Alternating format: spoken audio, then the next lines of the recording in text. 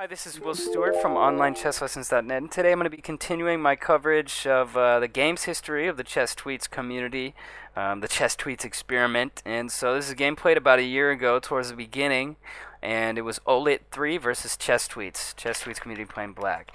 And so Olit played an interesting game here, e4, e5, and d4 is very rarely seen. And after e takes d4, I believe there's three possible responses, possibly four. I mean, possibly you can see bishop c4 here, an interesting idea, possibly knight f3, and possibly c3 to gambit the pawn. So that's kind of the main idea. Knight f3 possibly transposes to a Scotch game. Queen takes d4. I mean, I personally like c3 there, just to back it up.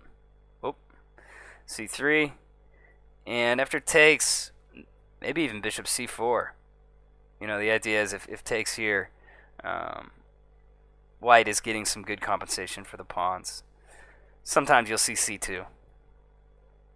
Given the not taking that extra pawn, but slightly misplacing that white queen. So anyway, in the game, Olit, white chose queen takes d4, and now knight c6, queen e3, knight f6. So black is just playing according to principle as far as develop your pieces, typically developing the knights first, and fight for the center.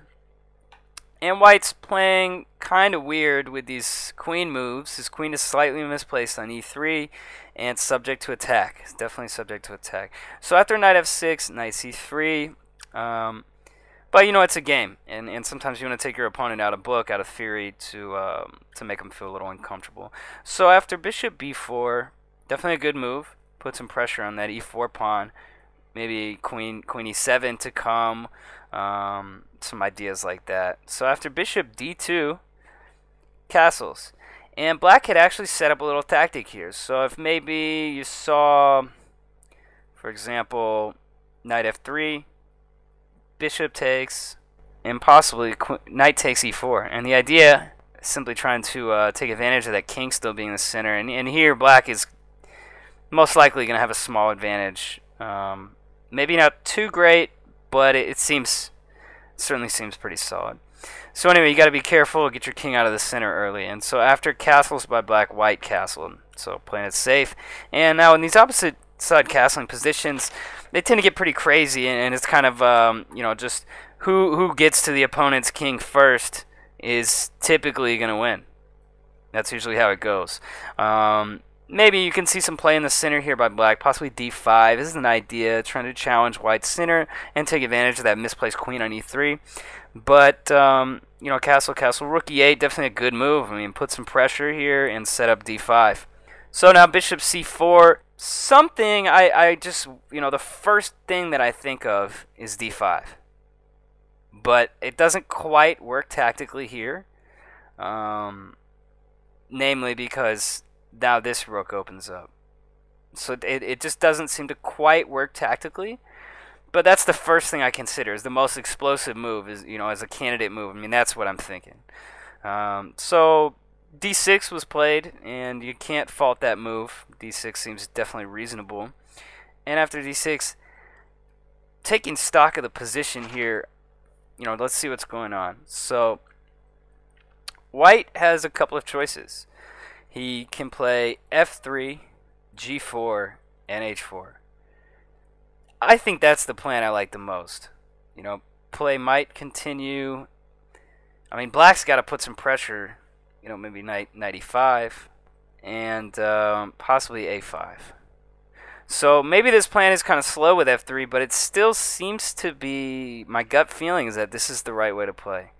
And maybe bishop c5. I mean, I just like black anyway. I think black has the better game, just normally. But I think the f3 is kind of the only way to get these rolling. Another idea, other than f3,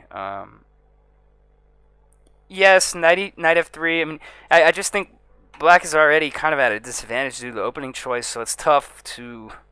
White is already at a disadvantage, so it's kind of tough to see how can he get an advantage. Knight f3, moving the rook to the center and playing in the center, possibly knight to d4, maybe h3 and f4. So that's just a thought. Also h3 with g4 and f4 to come. That definitely seems natural. Definitely seems natural. But, you know, maybe g4 and queen to g3 to get it out of the center. I don't know, just stuff like that. I mean, that's what I'm looking at. Also, the problem with d6, knight h3 here, so possibly lining up to go after that f7 pawn. After knight h3, black played knight e5, and this is an interesting position. I mean, you could just go ahead and gobble that pawn, and maybe knight takes e4. And this certainly seems promising to me, because you win a pawn. This bishop maybe is going to get out. You know, it's maybe knight here. Knight's going to d5. I mean, white's definitely got some compensation for the pawn, but you know, if black can just trade, yeah, compensation's great, but what does it really mean concretely? So anyway, getting a little carried away on a tangent. So knight h3, knight e5. Instead of trying to win the pawn. Knight e5 is okay though, because now if f4, the knight's going to be able to come here in the future. So moving bishop b3 and a5. It's a good move. You gotta attack. Just have to attack. And if a3, probably just takes.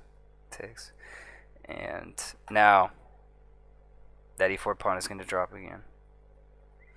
So going back, after a5, knight g5. So getting some pressure. And after h6, here is this is a critical juncture, right? I mean, white pretty much has two options. You can play f4, or you can play h4. Well, f4 doesn't seem to work because of the simple knight here, and this just is not going anywhere. So f4, you know, h4 is a move, or bring the knight back. Well, bring the knight back is interesting, but it just doesn't seem to cut it. First off, just taking is okay. Queen takes is not possible due to the pin here, the skewer. And here, yes, this g file is open, but doesn't really matter. I mean, is white is going to get there fast enough? Bishop c5 is always an idea to kick that queen and put some pressure on that f2 pawn. So white chose h4. It's tough to fault him here. I mean, the material is equal, but it's becoming increasingly difficult for white to conceive a constructive plan.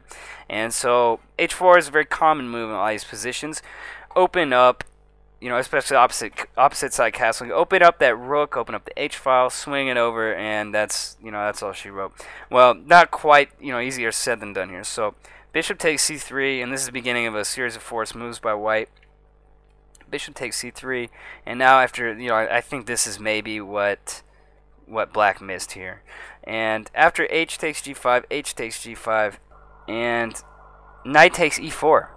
So it's getting a little crazy. So now queen d4, bishop f5, and now bishop d5. Oh, here's the problem.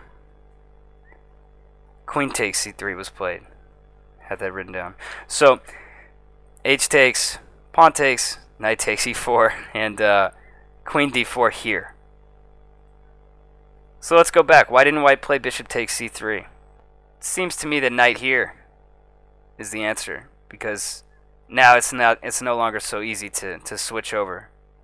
So the queen takes to avoid that. But after pawn takes, knight takes e4, and now it's no longer possible to switch the queen, transfer the queen directly over to the h file. Queen d4, bishop f5, good move. Protecting that, also assuming an aggressive role, and definitely a defensive role. So bishop f5, now bishop d5. The white queen desperately wants to transfer to the h file to compensate for the sacrificed piece. But after knight takes d2, so white played rook takes d2 here, and this just doesn't make sense to me, because the whole point of the strategy was to play for mate and to put all of the pieces over on the h file, and that's how the invasion is going to go down. It's tough to make a suggestion here once again, but I don't know. It's getting difficult. Possibly the immediate queen h4. I definitely like the idea behind that, although it just doesn't quite work out in these lines. So anyway, after knight takes d2, rook takes d2, c6, queen f4, trying to insert some tactics. Obviously, black doesn't want to allow that, although he would still be up a piece, but why double the pawns, right? So queen f4, queen d7, queen h4, threatening mate, and knight g6 seems to hold everything together pretty nicely. Check, king f8, and the king is pretty safe on f8 actually. And now what to do? Well, it seems like white's attack has fizzled out, and he is down a piece with no compensation. You know, it's tough to see the compensation because the king, yes, the king's on f8. It's a little uncomfortable, but this knight is doing a great job of defending, and he's got to move this bishop on d5. And so after bishop f3, the rest of the game pretty quick here. Queen h2, trying to set up a cheapo here, and now d5, and white kind of shoots himself in the foot with c4, bishop takes, g takes, and he opens up the c file towards his own king. So that's, you know, sometimes you want activity and you want to open the game up and attack your opponent, and sometimes, you know, it's easy to lose objectivity. And is this activity really good for me, or is it helping my opponent more? You know, is it really good for me, or is it really helping him more? You know, is this what I want? So queen f5, c takes d5, c takes d5, and we can see the c file is open now, and this is definitely yes, okay, the d5 pawn is weak, but white's king is weaker. And here b3. I mean, if you sack a piece, you gotta go for broke, but it's probably too late. So b3, we can just wrap it up. Rook a c8, king b2, queen takes g5, the knight on g6. Knight is a fantastic defender of the king. No mistake there. So queen takes g5, queen d6, king g8, and rook takes d5. So white has some activity, but this knight is just too good defending black's king. Not to mention white's king itself is not feeling too comfortable. Queen f6 was an idea here. Just go ahead and trade and make it so there's absolutely no way you can lose. But queen g2 was definitely good as well. You know, threatening chase the white king down. It's definitely not feeling too safe. And after rook hd1, queen takes f2, king a3, and now rook e2. And after rook 1 d2 and rook c2, kind of an interesting position. This is a little funny. You usually don't see this very much. Both sides have tripled up. White on the d file, black on the second rank. But the problem is black is achieving the pressure against white's king. So he's winning this battle, and his king is safe with that knight on g6. So after rook c2, queen b8, knight f8. It's just, you know, this would obviously not work out so well.